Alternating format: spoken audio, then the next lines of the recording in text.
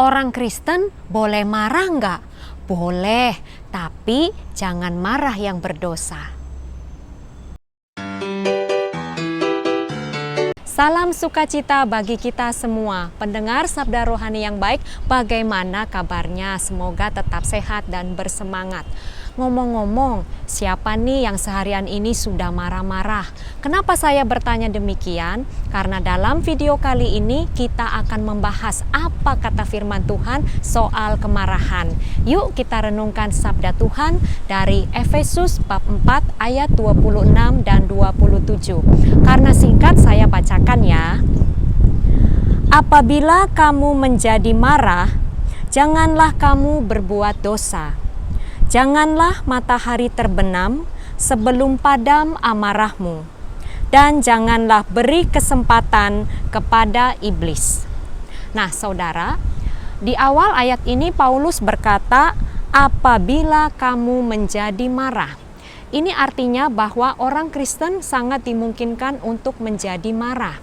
Akan tetapi kalau kita membaca di surat Yakobus 1 ayat 20 yang berkata demikian, sebab amarah manusia tidak mengerjakan kebenaran di hadapan Allah. Atau membaca Galatia 5 ayat 20 yang mengatakan bahwa kemarahan adalah salah satu perbuatan yang menuruti hawa nafsu, seolah-olah kelihatannya ini bertentangan. Lalu sebenarnya kemarahan seperti apa yang dimaksudkan oleh Paulus? Kemarahan yang benar, artinya kemarahan yang dilandasi atau dimotivasi oleh kasih, kebenaran, dan keadilan. Ini berarti kita perlu marah ketika terdapat ketidakadilan, kecurangan, penipuan, kebohongan, pelecehan, pengurangan hak, ataupun kejahatan-kejahatan lainnya. Dengan kata lain, kita harus marah terhadap dosa. Nah, beberapa kisah dalam Alkitab memberikan contoh amarah yang benar. Yang pertama, dalam kitab Keluaran 32 ayat 19, Musa marah terhadap umat Israel yang menyembah berhala. Dalam Markus 3 ayat 5, Tuhan Yesus marah terhadap orang Farisi dan ahli Taurat atas kekolotan mereka yang kaku pada peraturan mengenai hari Sabat. Dan contoh yang ketiga adalah dalam Yohanes 2 ayat 13 sampai 25, Tuhan Yesus karena marah membalikan meja-meja penukar uang dan bangku-bangku pedagang merpati ketika ia mendapati bait Allah dijadikan tempat berdagang.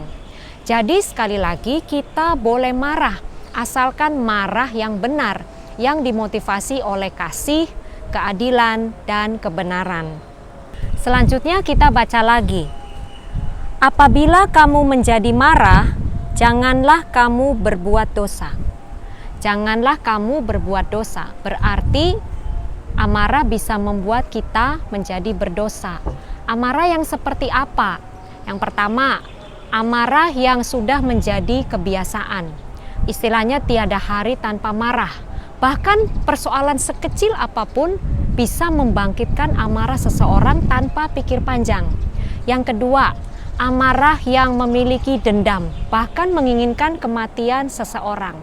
Dan yang ketiga adalah amarah yang tidak dikendalikan oleh akal budi atau amarah yang hilang kendali.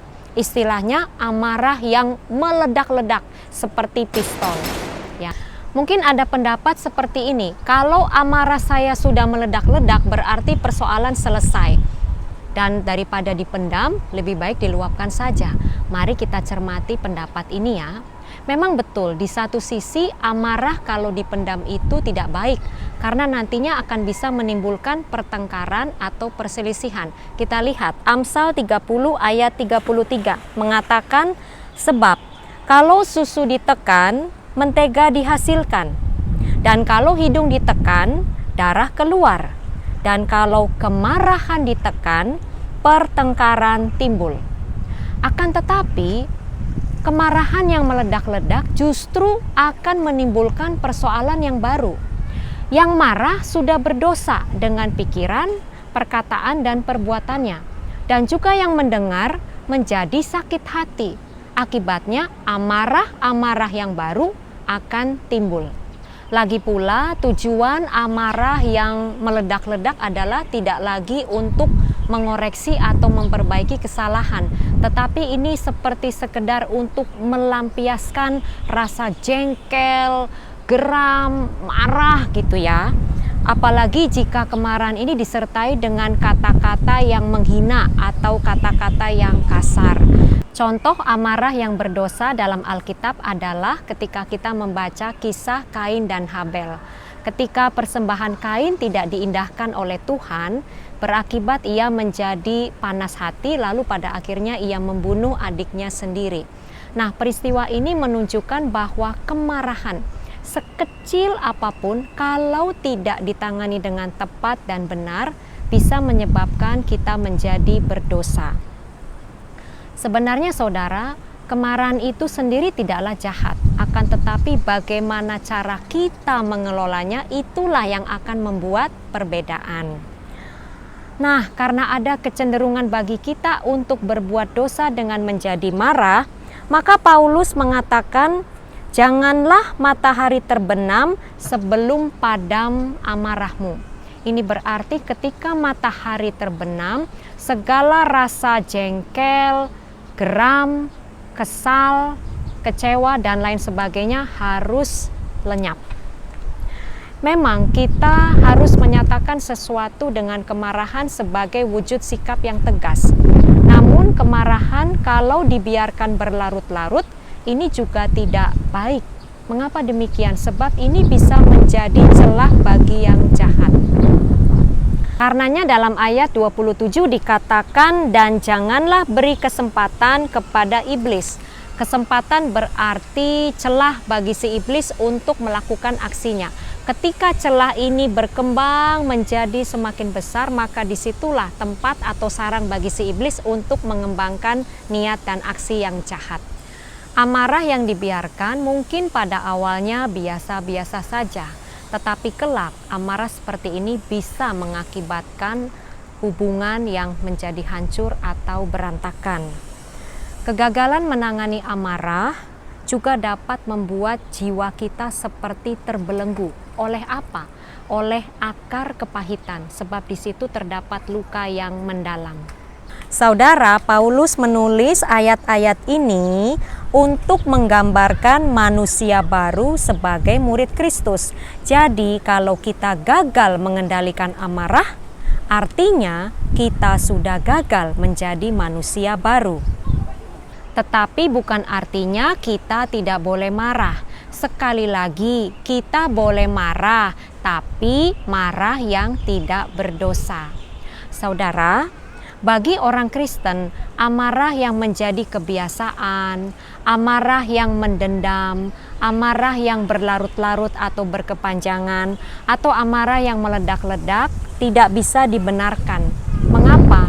Sebab ini akan menimbulkan akibat-akibat yang sangat fatal. Seperti dalam Mazmur 37 ayat 8 dikatakan, berhentilah marah dan tinggalkanlah panas hati itu.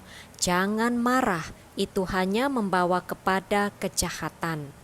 Amarah menimbulkan kejahatan. Ini sudah terbukti dengan kisah Kain dan Habel.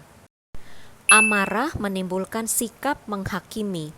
Ini bisa kita lihat dari sikap Nabi Yunus yang dipenuhi amarah terhadap orang-orang Niniwe yang pernah menghancurkan kampung halamannya.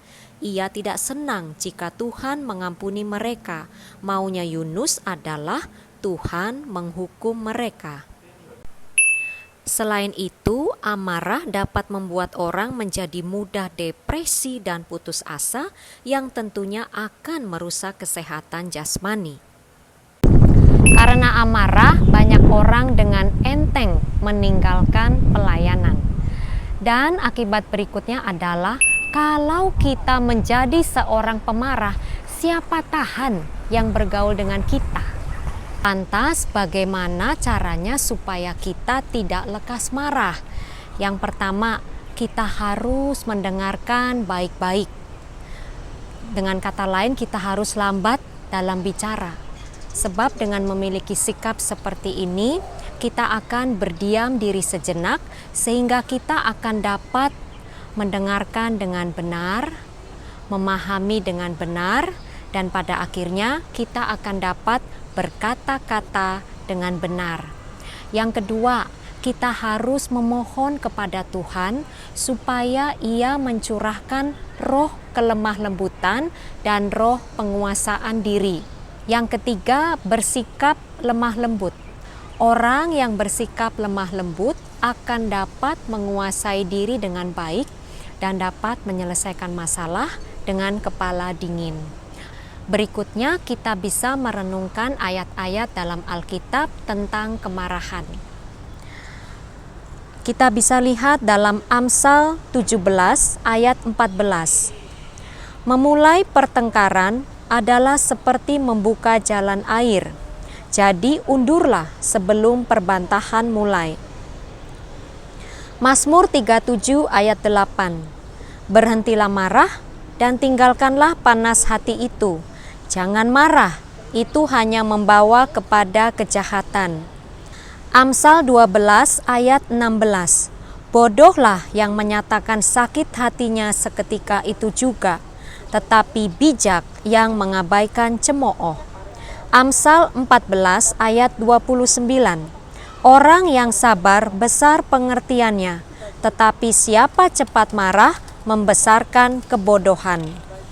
Kita bisa juga meneladan Santo Francis de Sales dengan cara rajin melakukan pemeriksaan batin untuk meningkatkan kesadaran, sehingga dapat berhenti sejenak secara refleks sebelum kita marah.